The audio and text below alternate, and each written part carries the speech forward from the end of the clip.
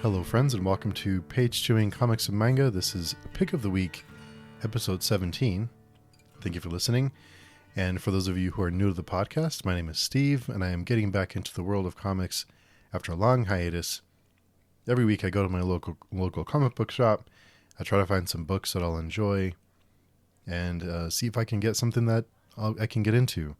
Getting back into comics, I think for people who keep up with everything, it doesn't feel like a lot. But for someone like me who's getting back into this world, who knows really nothing about what the current status is of all these different characters, it can be a little bit overwhelming at times. So if you're like me and you're looking for a place to start, or if you just like hear me ramble, thanks for listening and hope I can help. So this week, I had quite a few books. I think I had 6 total, which is more than the last few weeks. It's been a busier week than normal. So let's get into them. The first book I read was Kill Your Darlings, number 2. This is by Ethan S. Parker, Griffin Sheridan, and Robert Quinn. I really loved issue 1 of Kill Your Darlings. It had a lot of heart, and that's not easy to do, but it had a lot of heart.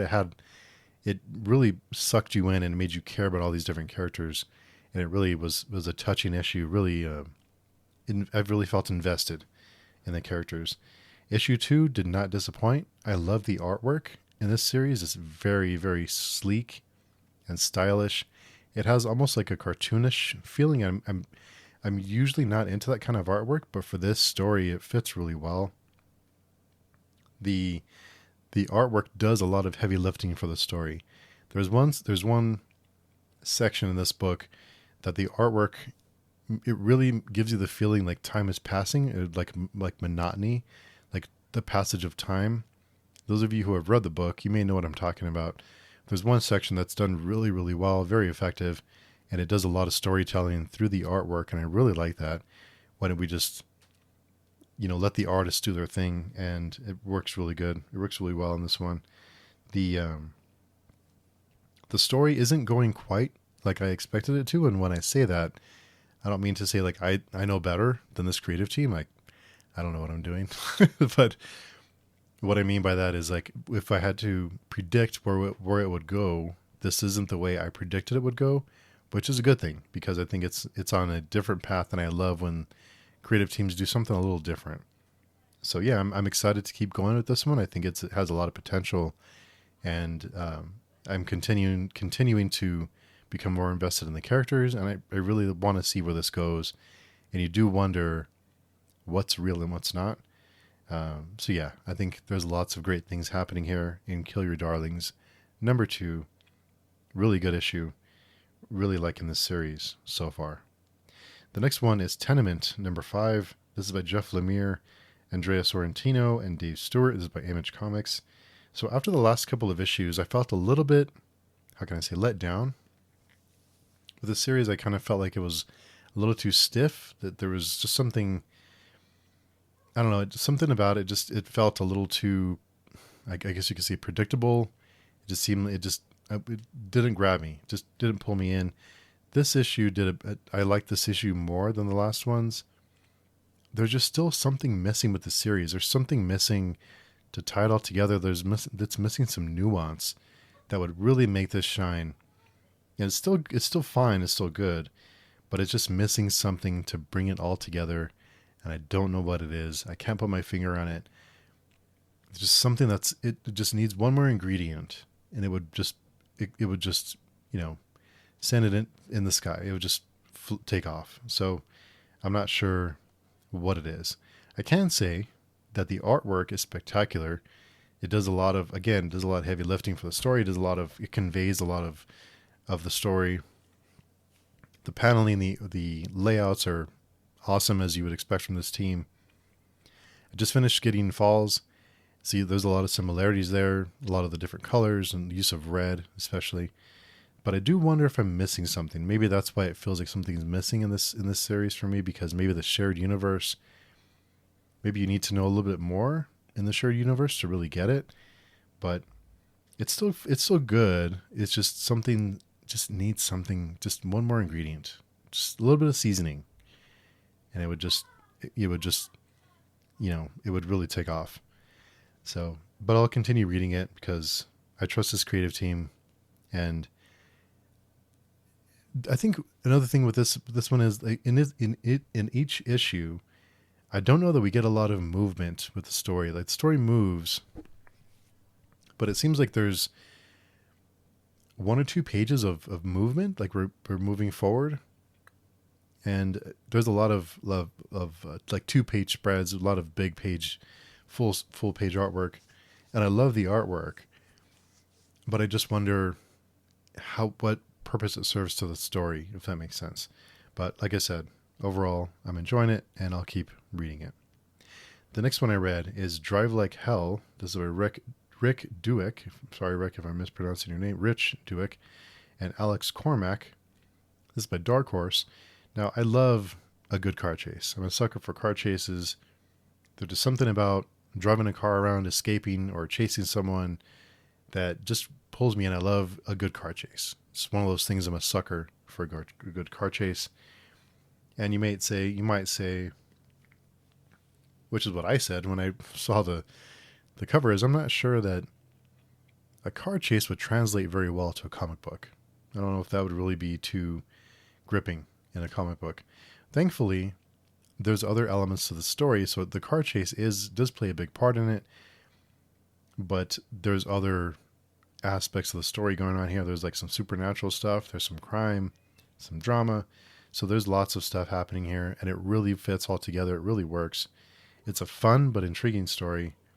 At the same time, the artwork and the colors really work well. It reminded me of the film Drive. Those of you who have seen it, like the neon colors and kind of like the muted colors.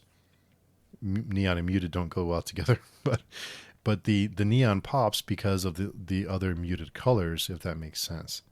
So, yeah, overall, it's a fun. It just feels like fun. It just feels like a fun story, and yeah, I'm on board. I really enjoyed it. Good car chases, supernatural crime, and drama. Sign me up. Good stuff. The next one is Killmore #2. This is by Scott Bryan Wilson and Max Allen Fuchs. Sorry, Max. Also Valentina Brisk. Sorry if I mispronounced your name, Max. This is by IDW. Another issue one that I really loved.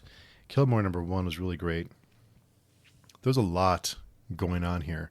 You know, we talk about Tenement, and while I enjoy it, it doesn't feel like there's a ton happening.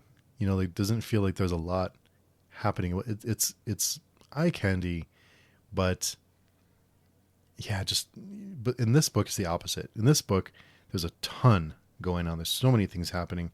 There's so many characters being developed. The storyline that's being pushed out. It's just so much happening with it, and the city itself is a character. I would argue is the main character in the series, and that's hard to do. But it just feels like it's a character unto itself, and it feels like the city is the main character, which is strange to say, but that's kind of the feeling I get from it. There's just so much happening. It's very impressive. We follow the same cops from issue 1, or a couple of the same cops, and all the madness around them, why they stay, and their motivations. So yeah, it's very impressive. Lots and lots of heavy lifting done in every aspect of the story in just 2 issues. I'm completely hooked. Love this series. Really, really good stuff. A lot of gray characters. I'm just like I'm a sucker for car chases. I'm even more of a sucker for gray characters. We learn a lot about them. Like I said, why they stay, why they do what they do. Yeah, it's like it gives me lots of Seven vibes, like the city in Seven. I don't think it ever specifies which city if you've seen that film, but the city in itself feels like a character in that film. I get the same vibes from Killmore. So yeah, really great stuff. Sorry if I butchered everyone's name, the creatives in this one, but yeah, doing fantastic work. If one of you should, I don't know, drink too much and happen to listen to this. So another one that I read this week is The Lonesome Hunters, The Wolf Child #4. This is by Tyler Crook. This is by Dark Horse. I'm utterly impressed that Tyler Crook, is able to pull off so much because he's listed as the writer and the artist. Wow. I love this series. It continues to impress. This issue focuses on mostly in one event, and we do learn some things, especially at the end. We learn some more about the broader story being developed, but I like the speed that we're learning things at. I mean, there's these events and there's these characters, and things are moving. Things are moving along. We're learning something, but more questions are posed. So I like that trade-off. You know, we get some answers, but we also get some more questions. But it's not a ton of questions at the beginning, and then you kind of fall into the, I hate to bring it up, but it's almost like a Lost thing where there's so many questions and you very rarely get answers. We're posed lots of questions, but we get answers and we get a few more questions. So I like that balance. I like it a lot. And the characters, like I said, the artwork, I love the artwork. It has like a grainy, almost like muted feel to it. And it just really fits. It all fits well together. Sometimes a story can be great, but the artwork just doesn't fit. For whatever reason, the style just doesn't fit the tone of the story. I think all the books this week really, really fit. And yeah, it's phenomenal all the way around. Yeah, I am hooked. Another series that I'm completely hooked on.